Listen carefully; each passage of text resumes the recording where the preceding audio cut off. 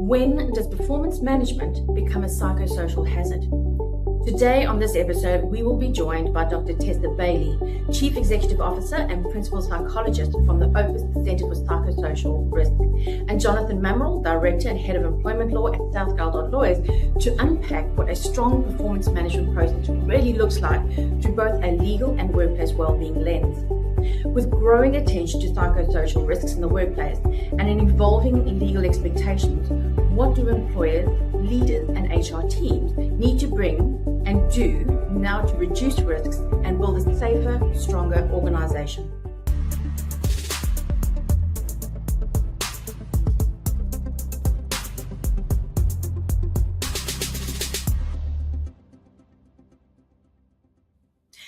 Welcome to our Through the HR Lens 2026 series, our comprehensive market update looking at the leading HR trends impacting the Australian workforce. I am Leanne Lazarus, Recruitment Manager here in the People to People Brisbane office, and in 2025, mental stress was linked to over 16,000 serious workers' compensation claims in Australia, making up 11.5% of all serious claims in the latest Safe Work Australia release. As conversations around workplace health and safety continue to evolve, psychosocial risk is becoming a much more visible and important part of the discussion. From day-to-day management practices to the way performance issues are handled, employers are undergoing growing pressure to better understand how workplace processes, behaviours and environments can impact an employee's mental health and well-being. What was once seen as a people issue is now firmly a leadership, HR and risk issue as well. With psychosocial hazards now firmly on the radar and legal expectations continuing to evolve, how can employers, leaders and HR teams better protect their people, reduce risk and build safer, more resilient organisations? To kick things off in 2026, we are joined by our first expert panel today to break this down further. Dr. Tessa Bailey, Chief Executive Officer and Principal Psychologist from the OPUS Centre for Psychosocial Risk, welcome, and Jonathan Mamaril, seasoned panel member, Director and Head of Employment Law from South Geldard Lawyers. Welcome to you both. So Jonathan, I'm going to start off with you. Some might say I'm picking on you, but I'm not. I'm going to start with you. So from a legal, bring it on. So from a legal perspective, let's start with performance management. From a legal viewpoint, what does a strong performance management process look like in an organisation? Yeah, so performance management, like generally, if we're looking at generally what it is basically there's some sort of standards, some KPIs, some targets. So let's take sales. That's a pretty easy one. There's some sales targets. Does the employee actually know about those standards and targets? That's a pretty key point. Have they actually reached those targets? Have they reached those KPIs?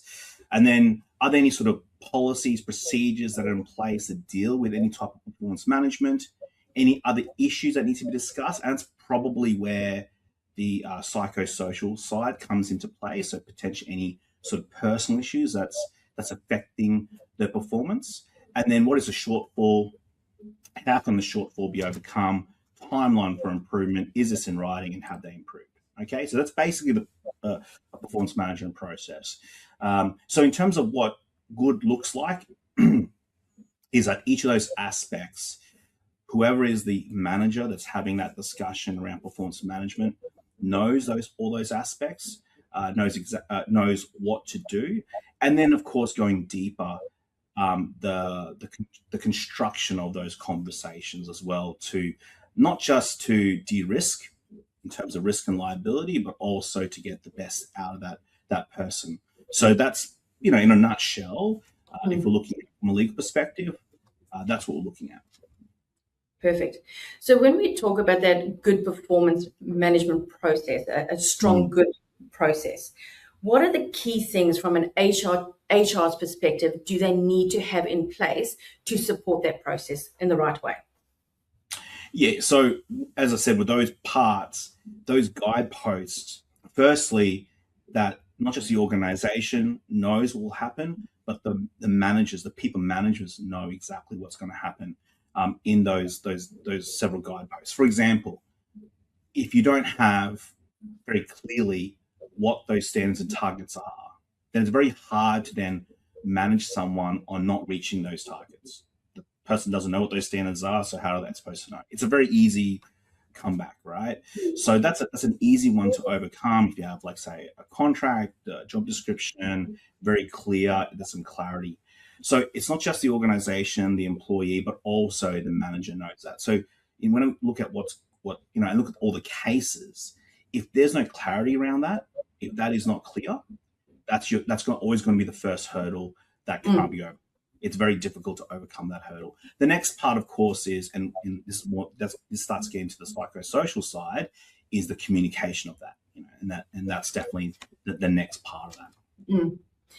Now, you were talking about the people leaders and talking about HR, and it depends on the structure of an organization and how the HR team is modeled. In some instances, HR take full accountability and responsibility for that process, and other organizations, obviously, that accountability, guidance and advice is given to those people leaders, and they then manage that process until it gets to a stage where it becomes a little bit more complex, and then HR brought back in. Talking to HR in that model of giving that advice and guidance to those people leaders, what would some of the things be that you would say to them to make sure their leaders know, or what should they be put through, and from a training perspective, to make sure that they've got the knowledge, the tools, the information to be able to do it in the right way? So that training aspect is probably one of the key ways to mitigate the risk and liability. And it's also a key way to actually get the positive aspects out of any performance management. So the training of that manager is probably the fundamental part of it. But if we look deeper into, well, what will that incur?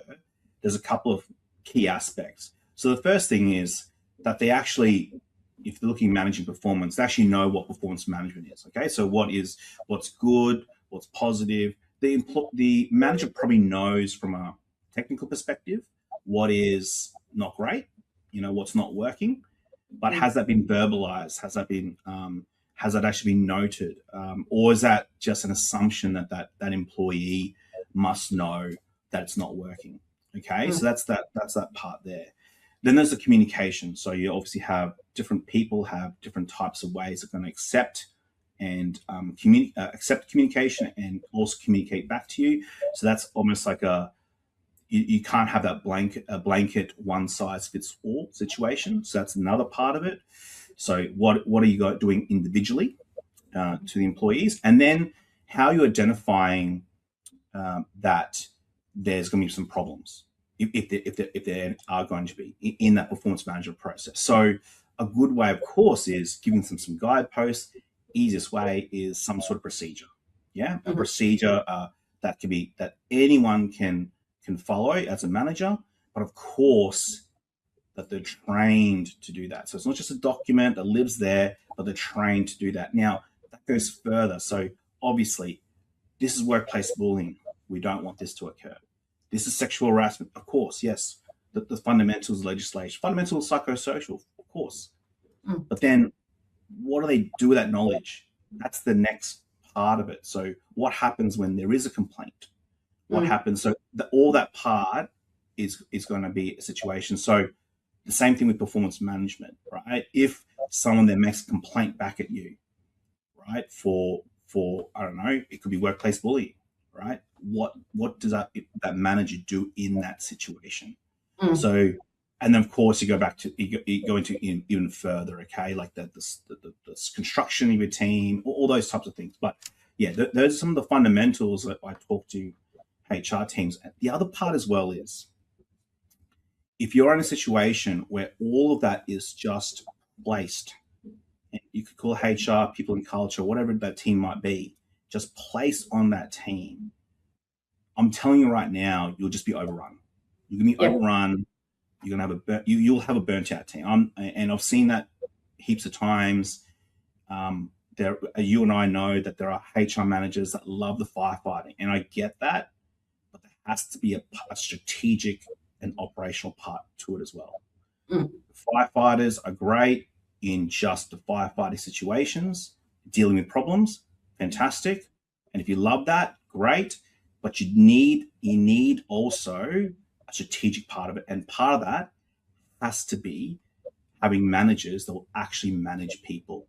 All right. You can't deal with it all yourself. and your team can't do it all yourself. And if that's a situation you are in, I suspect, and if, you know, you won't have to tell me, but I suspect that HR team is probably overrun right now. Absolutely. And look, we're hearing that in the market at the moment, where there's a lot of cases coming through, not just around psychosocial, but broader than that. But if I had to say to you, when we look at that performance management process, because sometimes, you know, it's been documented, people know what their KPIs are, it's been communicated really well, that's all out there, and they haven't necessarily achieved it, and performance management process starts. Now, there hasn't necessarily been a claim that's come in before that process has started, but all of a sudden when that process starts, they start coming through. Talking about performance management and psychosocial, what sort of claims could you see coming through from the performance management process? Pretty much all those aspects of psychosocial hazards, like all the hazards come into it.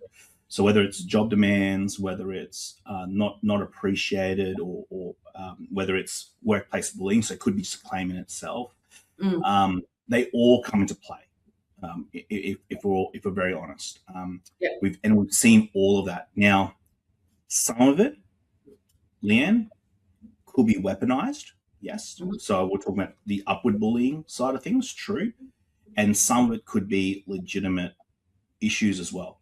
The problem you're going to have is there has been a lot of, and dealing with quite a number of cases right now where performance management process starts and has to, at the very least, be delayed or postponed because there is a complaint the other way. And it may not be against the manager, it may be against someone else, or it could be that there's a disclosure of mental illness. And there needs to be a procedure and a process, and the manager needs to know what to do in those circumstances to ensure that they deal with, because it does become a psychosocial hazard. So the performance management in itself, yes, potentially could be argued as a psychosocial hazard. I think that's, there potentially is, especially if it's not done the right way. And there's a particular case that has come out recently where it does show that, but a lot of it more comes from, well, why aren't they performing? And it could be something to do with, something that's going on at home, or it could be that there's something to do with the job itself. There's the construction of the way the job itself, the job demands, for example, overload of work. So pinpointing that it could be an actual hazard itself becomes a problem that we have to deal with. And the manager really needs to know, not just what is a psychosocial hazard, identifying it, not just assessing the risk, but also what controls can be put in place. And of course, working with the health and safety team, and also fast becoming as well, working with the work health and safety team as well. Perfect. So in that vein, if, for example, performance management, someone's now raised a different claim, or they've disclosed information, what is the risk to the organization and to the leadership team and to HR if it's not actually managed properly? It becomes more complicated, and the reality is there is going to be a risk now. So, and there's a couple of fundamental questions, because the psychosocial legislation essentially requires proactivity by the employer and the people managers. So the question, of course, yes, what have you done once they've disclosed a mental illness? What have you done if they disclose that if there's a complaint about a psychosocial hazard? Yes, of course, that will be looked at, what you actually do. But in terms of legislation, the work health and safety legislation, it also asks a very particular question: is what did you do to prevent that from occurring? And if the answer is, I don't know, or nothing, that's when you have a problem. That's when you really have a problem. So if the answer is, oh, we've done some training, we've done, we've got a policy procedure to deal with it. Of course, the next question is, well, what was the training? Did you follow the policy procedure? Okay, there is that element of it too. But if you've at least got an answer or a couple of answers to that question, right, then that's going to help you in terms of mitigating risk and liability. But if you're listening to this right now, watching this right now, and you go, I'm actually not sure what we have to combat that. If you've got someone that's complained and said, hey, actually, the reason why I'm not performing really well is because you're not managing it correctly. Now, that actually comes from a particular case. That fundamental argument comes from a particular case. Now, the employer won that, thankfully, but that's an argument that was made, right? So if the answer is, well, we didn't do too much prior to this, then that's a difficulty. If you've said, well, actually prior to this, we went through a performance improvement plan. We actually, put this to you to improve your performance. I essentially reject what you're saying to me. Now, did I communicate it in the wrong way, or in a way that, not a wrong way, communicate in a way that I could have done it better? Sure. But reasonable management action is not about getting it perfect. Yeah. It's about, is it reasonable in the circumstances? Does something be more reasonable? Of course, if you try to get, the best practice is best, of course, but it's about reasonable management action. So to answer that question, that there is fundamental problems if you don't know the answer to that particular question, which is, what have you actually done prior to the actual complaint or issue that comes up? Okay. So when we look at that process, if we talk about it hasn't been done correctly, the organization is not able to answer those questions, who's at risk? From a legal perspective, who can be included in that claim? Is it purely HR, or is it purely the line manager? Where does that sit?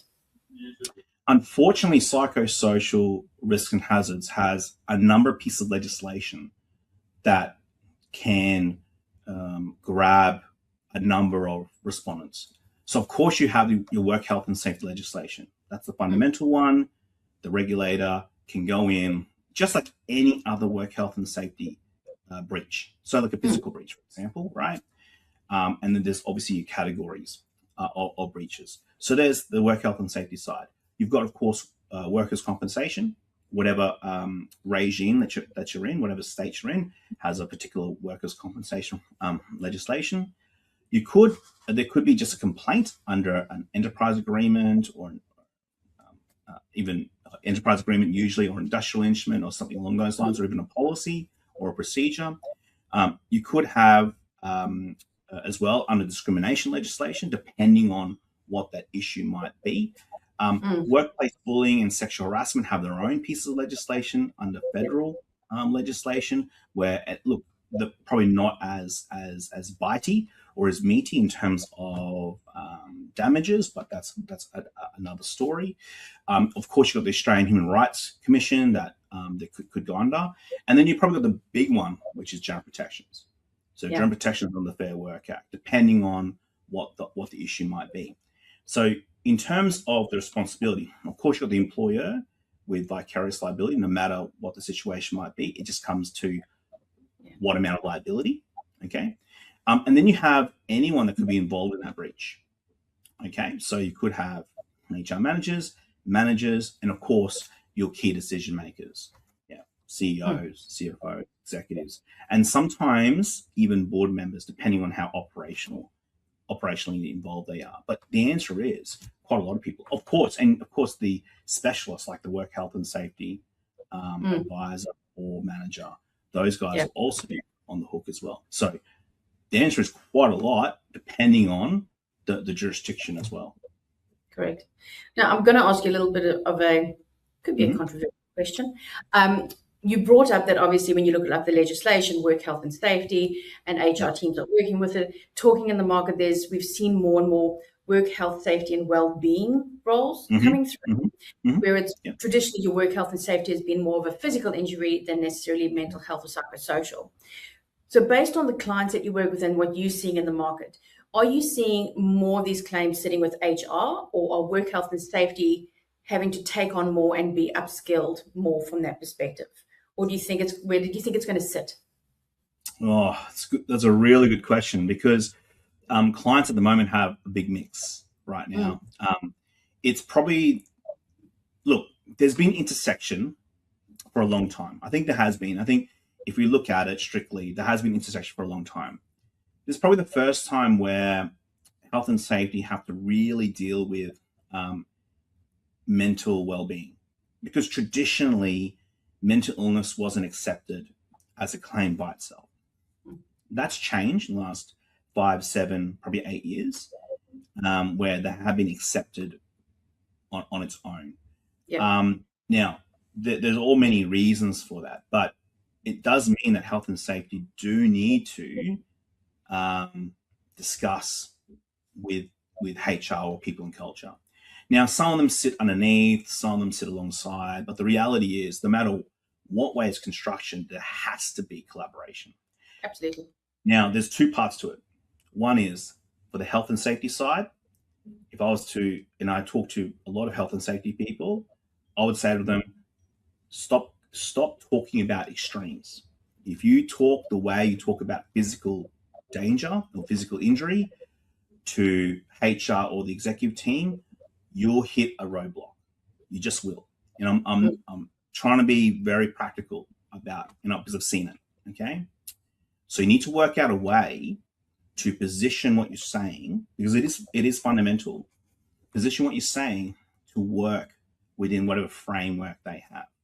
Now, remember, it's about eliminating. We want to eliminate. Of course, we want to eliminate, but have a look at what steps are actually being taken first and improve on those steps. All right. Yes, we want to eliminate, but the reality is it's unlikely you're going to eliminate psychosocial hazards. It's as much I've had conversations with lots of health and safety guys. You're not going to. Okay. I'm just being very honest with you. Right.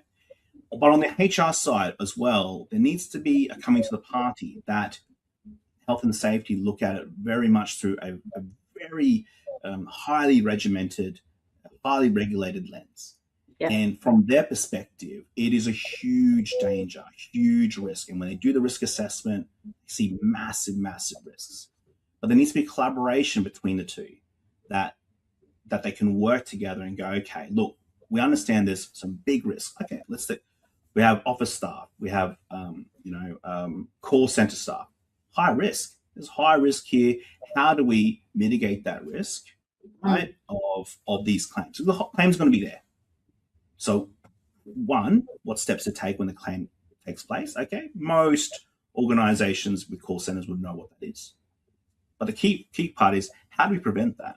And that's a much more interesting conversation to have, much harder conversation to have, and potentially no one-size-fits-all solution. You might have to have a more personal solution for each individual employee, which, by the way, Leanne, as we all know, it's going to take more time.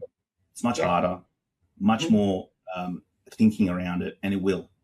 But that's what the legislation has forced us to do. And remember, if you're having trouble trying to get this across the line with your leaders, there's always the carrot. And the carrot, of course, we all know, if you do some of these things, we're going to have less claims, and it's going to increase productivity, and you can bring in all the data. There's lots of RE data and lots of data you can bring out. Heaps, Gallup, RE, grab some of that, you can put that together, beautiful carrot. But if you've got people that don't want to take the carrot, there's a stick, and there's this legislation as well, where they can say, hey, not just the organization, but you can be held personally liable on different points of jurisdiction. And then they're quite big. So there you go. Yeah. Okay, perfect. Thank you, Jonathan. So I'm going to move over to Tessa. So Tessa, when we look at psychosocial safety in a work environment, what does that actually mean, or what does it look like?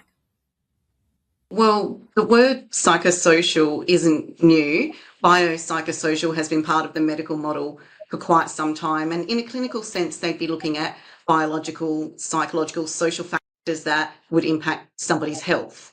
In a workplace, we're looking at psychosocial being the psychological and the social aspects in a work environment that we know impact worker health, their well-being, and their productivity. So it would be things around the different types of job demands, how are we managing the risks around those, high levels of workload, excessively emotionally demanding situations, managing change, how we're matching the resources and supports so that we're minimising that potential impact. And if somebody's struggling, and regardless of the sources of stress, we know, just like with physical health, there's many factors that's going to contribute to somebody's health. There can be external factors. How would you support somebody struggling with their physical health due to external factors? Well, same for psychological. How would you support somebody due to workplace factors? And that's where we're getting clearer, how we are supporting people's health, psychological or physical health, whether it's due to external and then how we're managing those work-related factors, seeing those systems in the workplace to support individual psychosocial safety. Amazing. I think sometimes the challenge is when you talk to some people in the market and you talk about physical injuries, it's something you can see, you can experience it. I would say you can touch and feel it, but that's just going to be weird. But when you talk about psychosocial or mental health, I think sometimes, and it depends on who you're talking to in the market, sometimes because it's not necessarily immediately visible in terms of looking at someone going, oh, you've got a paper cut or worse. It's something that's different. So from that perspective, what does good psychosocial safety look like in an environment? What would you say to an organisation? Well, it's true that while traditionally physical symptoms are a bit more visible, there's certainly plenty of cases like asbestos, and, that's not necessarily visible until it's too late. And with psychosocial, there might be some symptoms that are more visible. For me, if you're concerned about anybody's performance or behaviour in the workplace, especially if there's been a change, then you would want to consider whether mental health is playing a role. And you're meant to demonstrate that if you're addressing any of those concerns about performance or behaviour, which is completely appropriate, which in fact you have a duty of care. Like if someone's struggling with their mental health, it affects their ability to think, plan, problem solve. So it might affect their ability to show up on time, be prepared, achieve their outcomes. If you're seeing visible signs of distress, exhaustion, anxiety, it can be working excessive out of work hours, then you actually have an expectation to address those concerns. I find, as Jonathan was saying, those positive duties, the proactive, having an organisation where there's clear expectation from onboarding about your role. We acknowledge the factors that are likely to potentially cause harm. In a call centre, you might experience client customer aggression, people suffering their own financial hardship. Where are the systems to support? Do you train that person to manage that? If they're a new worker, do you support them to then be able to divert that call? Do they get de-escalation training? So part of it's in the job description, part of it's in the onboarding, and as we are all talking about, it's in the day-to-day. How you're supporting those workers. Everybody's a little bit different, but there should be group consensus on what are our expectations with KPIs. Let's acknowledge where the emotionally demanding parts of our job are.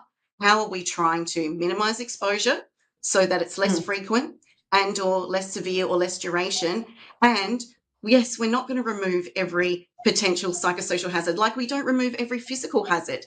We acknowledge the ones that exist and show how we're supporting workers. If they're struggling, what would that look like? Do you go to your co-worker, your leader? Is there individual self-care? Is there debrief? Is there anonymous systems for where you've tried to address this? So the more that you can be clear with your workers about your systems to manage these factors, the better I see addressing performance accountability with clarity, with civility, with respect, the better we prevent a lot of those poor illness, injury, potential psychological injuries from happening. And one last thing I want to let people know, we are getting better and better at the practice. But even if you do all the best practice, you have all the good intent and you have great leaders with great people skills, you've still occasionally got an individual who's going to have a unique experience. In fact, I think it's so important for the employer to demonstrate how they're managing these things clearly. That's working for most people most of the time, so that they can defend themselves when that individual who's vexatious or has their own, weaponize it. You can actually show that. We've seen cases where the employer can go, we do this at onboarding, recruitment onboarding regularly. We supported this person first through this. When we address their performance, we encourage support people. We allowed different leaders to take a turn. There was so much resource support. Everybody communicated with civility, respect the entire time, that I saw a judge actually say to that individual, in fact, it's now looking like you're potentially the bully of the 15 people in the organisation who tried to help you. And then other than that, you need to show that you're doing the right thing, because if it is a clear bullying, harassment, sexual harassment, those are going to be compensation claims here in Australia. So again, protecting yourself, the employer, the individual, also is protecting each worker as well. So when we look at that accountability or responsibility, because when you talk in organizations, if you talk to someone that's a people manager, they'll go, oh, but it's HR's responsibility. Leaders might go, oh, but that's HR's responsibility. HR might go, I've trained, I've coached, I've mentored, I've given the tools to the line managers, it sits with them. Where does that accountability sit when you talk about psychosocial hazard risks? In all safety, each individual, by the law, has the responsibility not to put themselves at harm, potential harm, not to put their co-worker, whether they're a leader, co-worker, any level, at potential harm, and to use the systems that exist. Each organisation will have their own systems. A small organisation, HR and WHS and the leader are the same thing. In a larger organisation, there gets to be more layers, so you'll need more policy. And not just that you've written a policy, how is that then implemented? What roles sit under HR and what roles sit under health and safety? I am seeing larger organisations clarify the difference between wellbeing versus HR responsibility versus safety, and then where they overlap. So HR is still going to be responsible for a lot of the recruitment, to an extent the induction, onboarding. I'm seeing more workforce health and safety getting involved with particular training for psychosocial, potentially both supporting leaders with them. I see WHS get leaned on very much for risk assessment, risk management, and where that's a concern. And wellbeing is still trying to promote the positives we'd like to see people have in our workplaces. So it's okay. I don't think there's a right or wrong. I think each organisation's going to work that out. What I do think you need to do is invest in your leaders, like people skills. It's actually my number one. So much of our work is cognitively and emotionally demanding. Humans are the bottleneck. The machines don't need to sleep. So the information communication's running along, and what stops productivity is the interactions between each other. So people skills is becoming number one. If your leaders have a certain amount of technical skill, you can often train that. People skills, if they've got it like organically, it's a lot easier to train. So selecting leaders based on those people skills, and then resourcing and supporting them, letting them know what is their role and what isn't. Like, leaders shouldn't be diagnosing. They should avoid becoming a counsellor. They are not responsible for individual happiness or treatment of mental health issues, helping them understand when they need to access HR or WHS. At the same time, I think it's a lot to expect from the leaders. I see why they lean on HR. Often HR have the experience, the skill, and it can be difficult and uncomfortable. You can't avoid these conversations. So the more you practice it as a leader, use your HR, workforce health and safety, if there's people who are good at that. I've literally had an organisation where they had leaders who were good at these performance conversations sit in with other leaders or new leaders and give them feedback, because it has such a potential for people coming out with a shared consensus, understanding individual goals, team goals, organisational goals, right resource support, this will work for me, time frame, let's review, versus being a potential injury. So invest, resource, support, be proactive, positive, have good relationships so that you can address issues as they arise, and then have the clear process. I can tell you, whatever your organisation choose as its policy, process, procedure in managing this, make sure your people are following it, because that's what I'll be looking for. Like, when it comes across my desk as a witness or a technical report, did you follow your own policy and procedure? Yep. So make sure you do that. Perfect. So if we look at that performance management conversation, so we've covered off that you're creating a strategic process for setting goals, you're providing ongoing feedback, you're developing skills, you've got your policies, your procedures, that communication piece is there. And it's all focusing around developing that capability to help that employee improve. But when does a process, or when could a process become a psychosocial risk or hazard? I mean, at what point? Yeah, like if it's escalating in distress, you can pause and step back. However, you do need to have difficult conversations. You are absolutely should be addressing concerns about performance. If you don't and you avoid it, it becomes an additional potential hazard to yourself, to others, to the team. So if you're having regular one-on-ones, check-ins, from the best practice we see now, you don't wait for once a year to have your performance management conversation. So if you're having regular one-on-ones, check-ins, we're interpreting what the job description says versus what's happening on the day-to-day. Are you getting the right resource support? Are we agreeing to what there's a group consensus on what those KPIs are? But then sometimes individuals are struggling. We know, like across a lifetime, an individual, 1 in 2 is going to struggle with mental health issues. Like major life events occur. So can we provide some temporary support? And it's very important, if you are addressing performance, following your own policy, often it's informal, informal, informal, formal, formal, formal. If it's particularly a severe issue, that goes straight to more formal. But making sure you give the opportunity for that person to share, are there any factors that could be potentially contributing?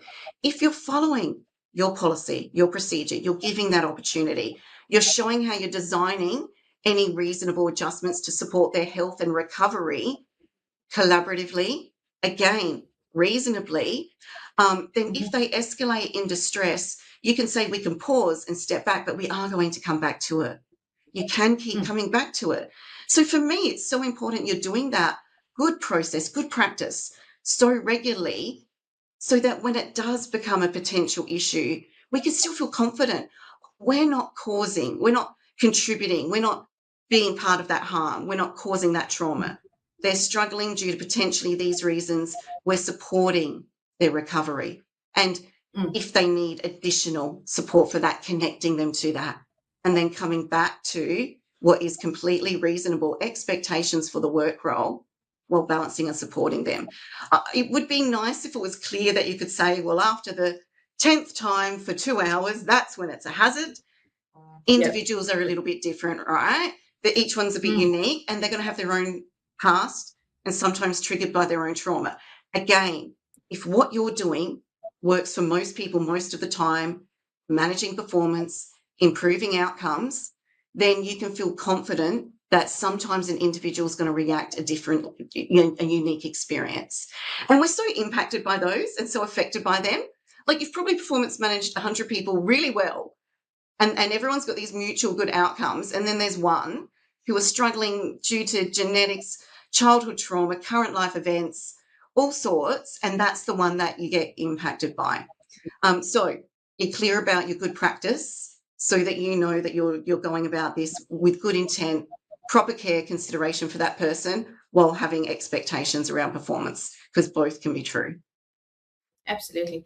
I think I completely agree with you in the sense of, years ago, it always used to be that annual performance review. I think if organizations are only still doing that annual performance review, there's going to be a lot of surprises that may or may not come their way if the person's still with the business. Yes, people move around so quickly, and if you're not investing in them on a more regular basis, they're less likely to stay, right?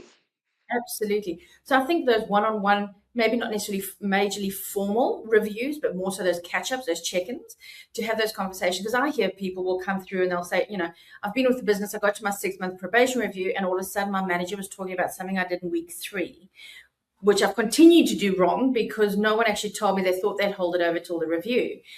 So I'm not happy and I'm looking to leave. So, and also, like Jonathan said, it's not a blanket approach. What works for, some people want more regular check-ins, others don't. So true. So yes, so I think that's a big thing. So it is interesting. Some people prefer more structure.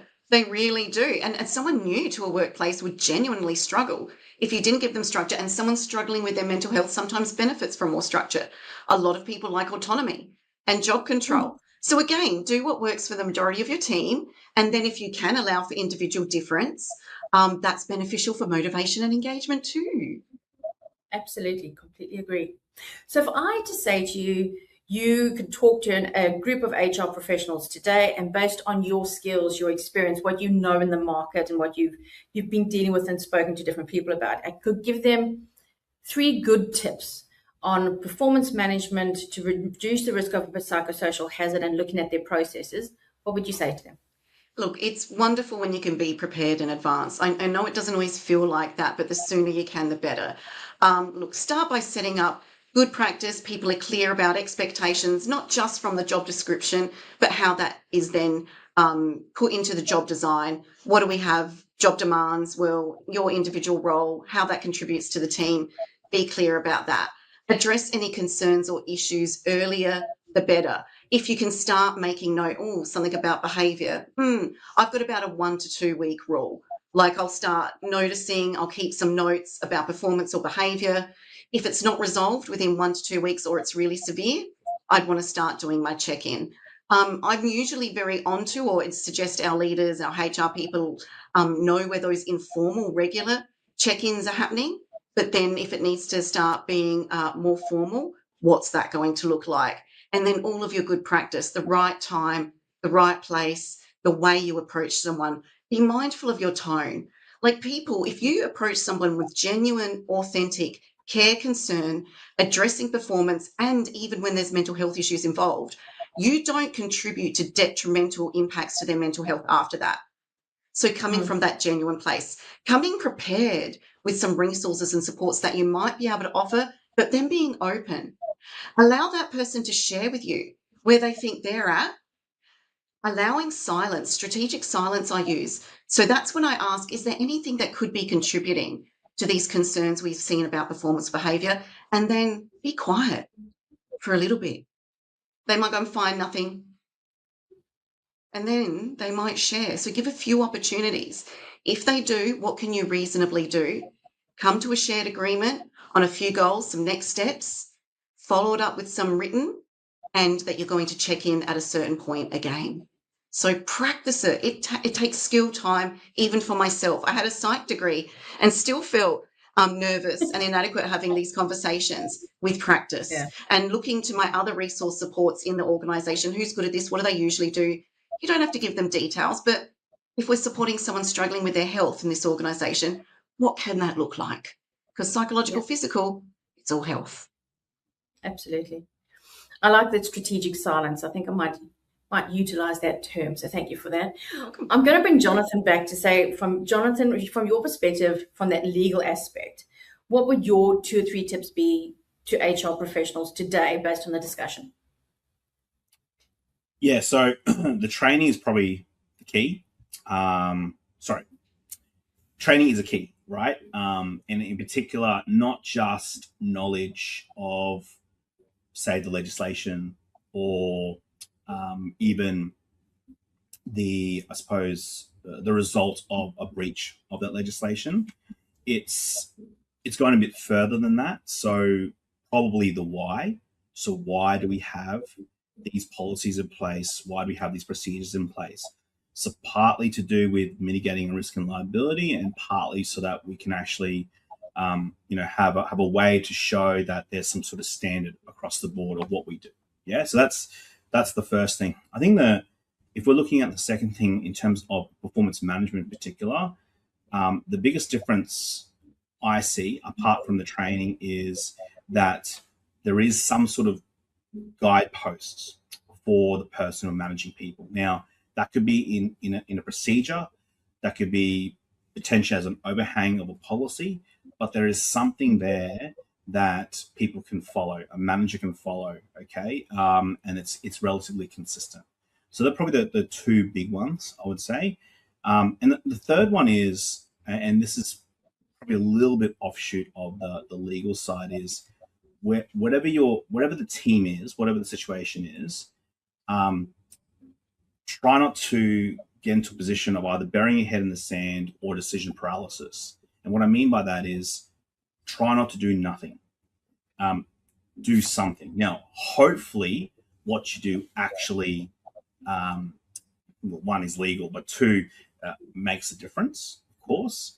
But doing nothing, or just being in a situation where actually I don't want to make any decisions, in the long run is actually probably the worst thing you can do, because sometimes managers get away with that.